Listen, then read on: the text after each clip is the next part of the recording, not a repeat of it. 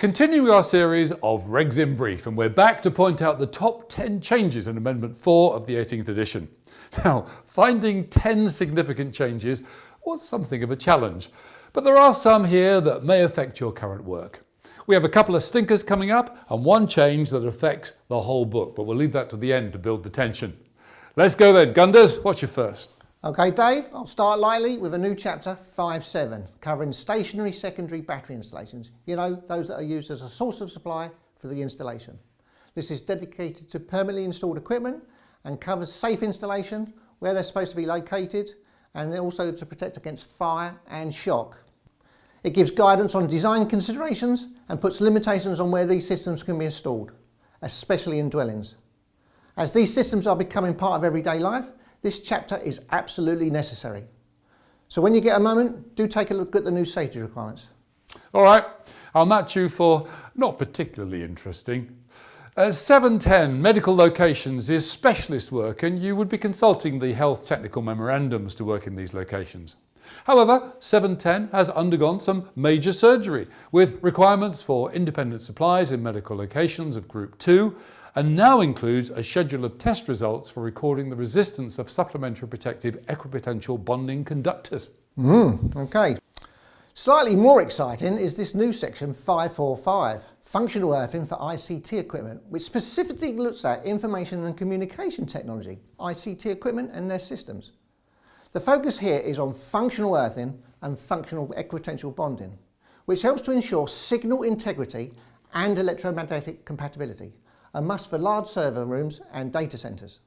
Amongst other things, the sizing and the colour of these conductors is also covered, and where they should be connected. And that's your idea of exciting, is it? You should get out more, Gunders. Mind you, Power over Ethernet, PoE, isn't exactly thrilling either.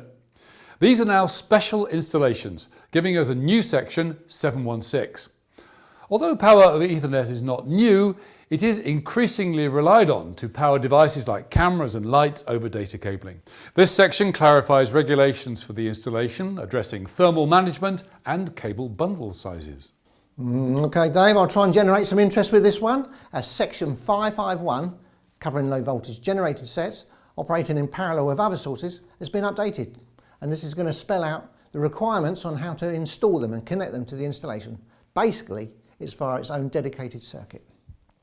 By the way, stationary secondary batteries are considered as generators here, not a load. The rating of the switchgear and the control gear assemblies also needs to be carefully selected as well, because we don't want the internal components overheating from all that sources of supply feeding into that equipment. Now the next one is a reg that's been tweaked. Calls to the IET helpline showed that there was an area of confusion, and a new note offers clarification. It's the reg regarding the support of wiring systems to prevent premature collapse in the event of fire, enhancing safety for firefighters. It's been with us for a while and has gathered several notes along the way. But the new note in this amendment confirms that the purpose of the support is purely for physical containment and not to maintain the electrical integrity of the conductors. One welcome change is table 5.2.1. Instead of the convoluted series of circular regs that you had to go around to digest to decide on how to protect the cables and walls, this newly introduced table replaces them beautifully and basically simplifies things, so it's nicely done in a clearer way. Yeah, it's very welcome and it's very nicely done. Anything but simple and clear is EICRs. They always cause a bit of chatter, and this change is going to really upset some people. A new look model form relegates FI, further investigation, to advised. However, if you report that code, you could still be giving a satisfactory. Vague or what? This is going to generate even more conversation about EICRs. Oh yes, and you can also now provide photographic or thermographic images. Now for that huge change that you teased everyone with a bit earlier, Dave. And it's huge, because actually this ripples right throughout the book, as you suggested. You'll see that all those indented items throughout the book are no longer Roman numerals. They're alphabetical. Whoopsie-doo. That's a game changer. Now, what is the point of that? Well, Dave, it aligns BS 7671 with all the other British standards.